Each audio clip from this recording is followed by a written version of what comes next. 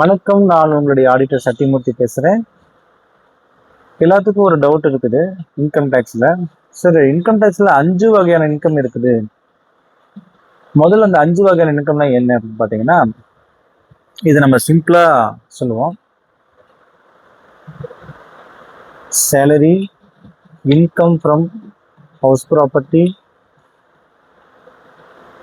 Profit from business or profession, capital gain, income from other sources.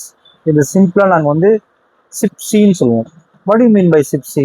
நிறைய ஸ்டூடெண்ட்ஸ்க்கு இந்த 5 மனப்பாடம் பண்ண முடியாது. அதனால நாங்கள் அதை சிம்பிளா சிப்சின்னு சொல்லுவோம். வாட் யூ மீன் பை சிப்சி? Salary income, income from house property, that is I. P for professional, profit from business or profession, that is P. SIP. Cன்றது capital gain, C. I is income from other sources. So அப்போ நாங்கள் இந்த 5 வகையான income சொல்கிறோம்.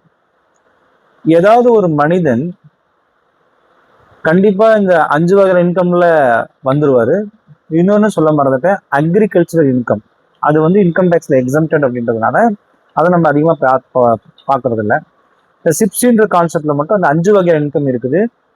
Salary, house property, income from other sources, capital gain, business or profession சொல்லுவாங்க. ஆர்டரா வச்சுன்னா சிப்சின் வரும். சரி, இப்போ ஒவ்வொன்றும் தெரியணும்ல. சேலரினா என்ன? சிம்பிள் எக்ஸாம்பிள் நான் சொல்றேன். ஃபார் எக்ஸாம்பிள்ஸ், எங்க அப்பா ஒரு கம்பெனில வேலை செஞ்சுட்டு இருக்கிறாரு. XYZ லிமிடெட்ல இஸ் அக்கௌண்டண்டா இருக்கிறாரு. அப்படின்னும் பொழுது அவர் மாசம் கெட்டிங் சேலரி. அப்ப அவர் எந்த ஹெட்ல வருவார்னா சேலரி ஹெட்ல வருவார்.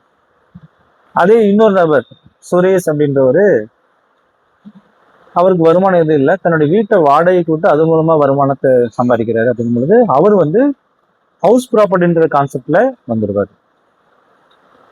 இல்ல சார், இவர் ஒரு வியாபாரி, ஒரு பிசினஸ் பண்றாரு, ஒரு கம்ப்யூட்டர் வாங்கி விற்கக்கூடிய பிசினஸ் பண்றாருன்னா அவரு பிசினஸ்ல வந்துருவார். சார், இவர் ஒரு லாயர், இவர் ஒரு டாக்டர், இவர் ஒரு ஆடிட்டர் அப்படின்னும் பொழுது இவங்க ப்ரொஃபஷனுக்குள்ள வந்துருவாங்க.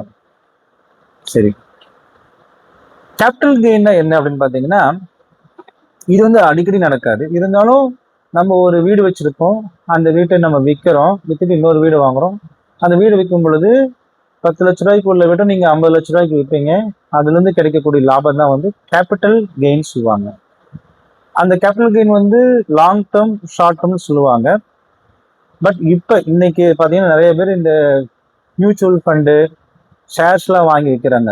அதுவும் இந்த long term, short term capital கெயின்குள்ள தான் வரும். முதலீடு வருமானம்னு சொல்லுவாங்க. இது ரொம்ப முக்கியமானது. இப்போ nowadays it's very complicated sometimes, because அதுக்கு நிறைய செக்ஷன்ஸ் இருக்கு, நீங்க நிறைய படிக்கணும். பட் தெரிஞ்சுக்கிற வரைக்கும் நான் சொல்றேன். ஒரு எக்ஸாம்பிளா சொன்னா, இது ஒரு கேபிட்டல் கெயினா, ஒரு லேண்டை வாங்கி வைக்கிறீங்க, ஒரு ஷேர் வாங்கி வைக்கிறீங்க, ஒரு மியூச்சுவல் ஃபண்டில் நீங்க பணத்தை போடுறீங்க, கொஞ்ச நாளுக்கு அப்புறம் அது வித்து உங்களுக்கு கிடைக்குது வருமானம்.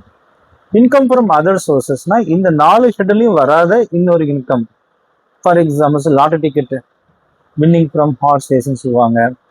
அல்லது இதுல வராத ஒரு இன்ட்ரெஸ்ட் இன்கம். பேங்க்ல நான் பேங்க்ல டெபாசிட் பண்ணிக்கிறேன், எனக்கு மாசம் அதுல இன்ட்ரெஸ்ட் கிடைக்குது அப்படிங்கும் பொழுது இதெல்லாம் இன்கம் ஃப்ரம் அதர் சோர்சஸ் தான் நம்ம போட முடியும். ஸோ 5 வகையான இன்கம் என்னன்றது உங்களுக்கு தெளிவா நான் சொல்லிட்டேன். தேங்க்யூ.